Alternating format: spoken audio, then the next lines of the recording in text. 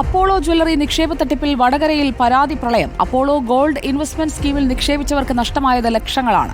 40 ലക്ഷം രൂപ വരെ നിക്ഷേപിച്ചവരുണ്ട്.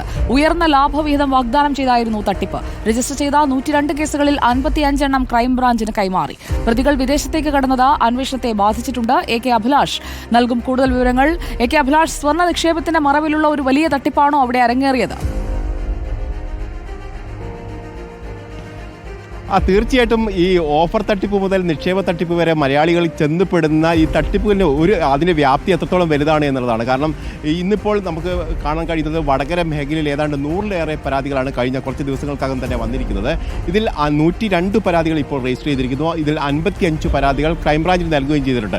അതായത് 2018 മുതൽ അപ്പോളോ ഗോൾഡ് എന്ന് പറയുന്ന ഈ സ്കീമിലൂടെ ഏതാണ്ട് 100 കണക്കിന് ആളുകളാണ് ഈ പദ്ധതിയിൽ പങ്കെടുക്കുകയും ചെയ്തത്. സംസ്ഥാനത്താകെ ഏതാണ്ട് 150 കോടിയോളം രൂപയുടെ തട്ടിപ്പ് നടന്നു എന്നാണ് ക്രൈംബ്രാഞ്ച് അന്വേഷണത്തിൽ തന്നെ വ്യക്തമാവുകയും ചെയ്തത്. പക്ഷേ വടകര മേഖലയിൽ ഇത് സംബന്ധിച്ച് ഈ ഓഫർ, അതായത് പണം നൽകാമെന്നുള്ള ഉറപ്പ് ഇതിൻ്റെ മുതലാളിമാരിൽ നിന്ന് ലഭിച്ചതോടുകൂടി തന്നെ ഇവരിൽ പലരും ഈ തട്ടിപ്പുമായി ബന്ധപ്പെട്ട് പരാതി നൽകാൻ തയ്യാറായിരുന്നില്ല. ആ പരാതിയാണ് ഇപ്പോൾ പോലീസിന് മുമ്പാകെ വന്നുകൊണ്ടിരിക്കുന്നതെന്നാണ് ഇപ്പോൾ നമുക്ക് മനസ്സിലാക്കാൻ കഴിയുന്നത്.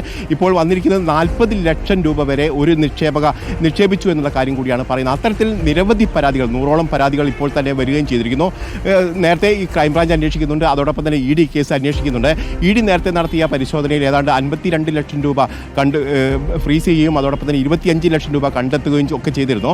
പക്ഷേ ഇപ്പോഴും ഇതിൻ്റെ ഓണർമാരിലേക്കൊക്കെ എത്തുന്നതിന് നടപടിക്രമങ്ങൾ പൂർത്തീകരിക്കാൻ കഴിഞ്ഞിട്ടില്ല എന്നാണ് മനസ്സിലാക്കാൻ കഴിയുന്നത്. പ്രധാനമായും പലരും വിദേശത്തേക്ക് കടന്നുകൊണ്ട് തന്നെ ചോദ്യം ചെയ്യലടക്കം പൂർത്തീകരിക്കാൻ കഴിഞ്ഞിട്ടില്ല എന്ന് ക്രൈംബ്രാഞ്ച് പറയുന്നു. ഇതിനിടയിലാണ് ഇത്രയും പരാതികൾ ഇപ്പോൾ ഒന്നൊന്നായി ഇപ്പോൾ പോലീസിന്റെ മുമ്പാകെ വരികയും ചെയ്തത്.